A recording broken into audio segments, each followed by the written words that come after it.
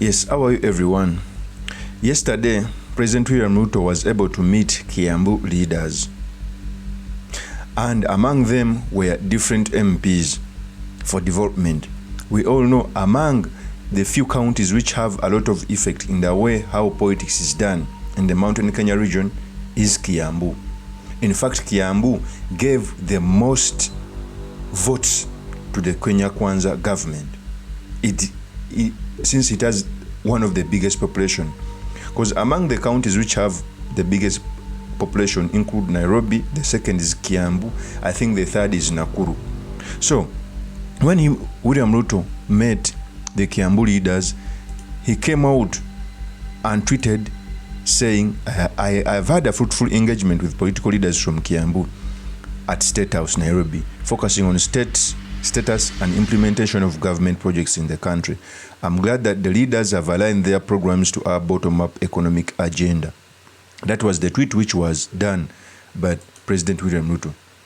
However, it seems that this didn't go on well with Moses Kuria. We all know that Moses Kuria comes from Kiambu. He was the MP who represented the former President Uhuru Kenyatta as a member of parliament in that area. He came out in a tweet which looked to be sour graping, that Moses Kuria came out to attack William Ruto for not calling him for the meeting. And I think Moses Kuria is overstepping on the mandate he was given. We all know Moses Kuria fought a lot for the Kenya Kwanza government to be elected in Mountain Kenya.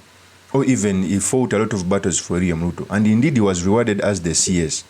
But he's continuing to overstep on his mandate which was given by William Ruto. So in this episode, I've come to talk about why Moses Kuria is attacking the president for not calling him in the Kiambu meeting leadership, in the leadership of Kiambu, what it means for politics in Kenya, and most importantly, the study materials we can learn from the politics of our nation.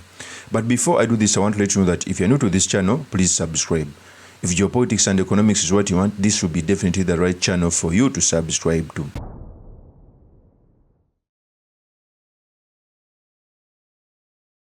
First of all, Moses Kuria is among the loudmouth MPs from within the Mountain Kenya.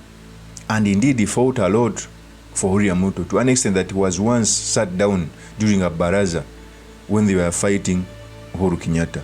Nobody will abuse Mheshimiwa Rais Uhuru Kenyatta na aingie kwa mkutano wangu. Hakuna, atolewe. A visibly angry Charity Ngelo directing young men to throw him out. Atolewe! A little while later, a section of the crowd demanded that he be given a seat.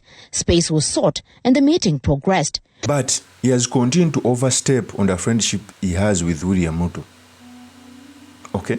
Because he thinks being in a same age bracket with the president maybe has the same mandate.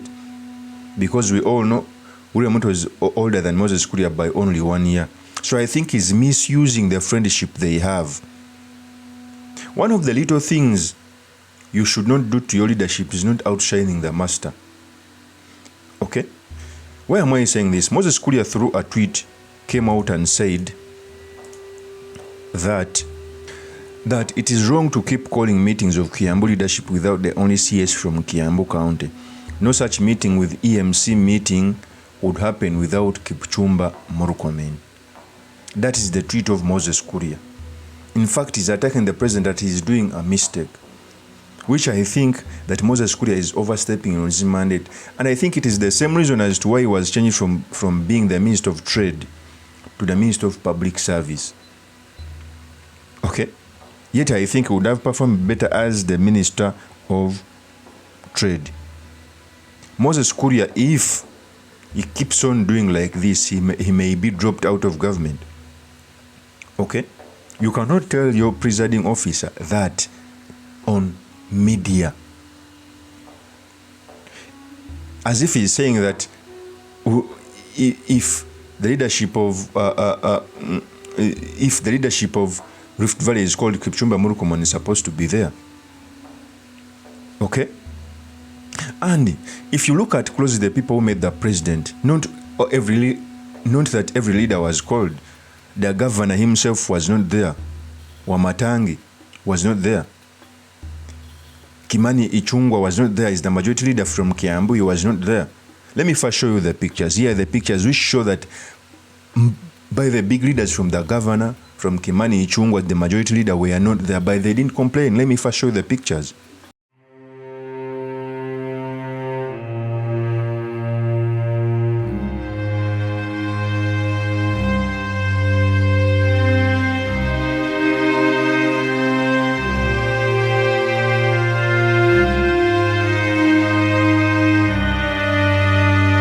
Those are the pictures. It means maybe the MPs wanted to tell the president something. It was not necessarily that everyone who comes from Kiambu was supposed to be called. So the president in his own wisdom may be so fit that those are the leaders who are supposed to attend the meeting.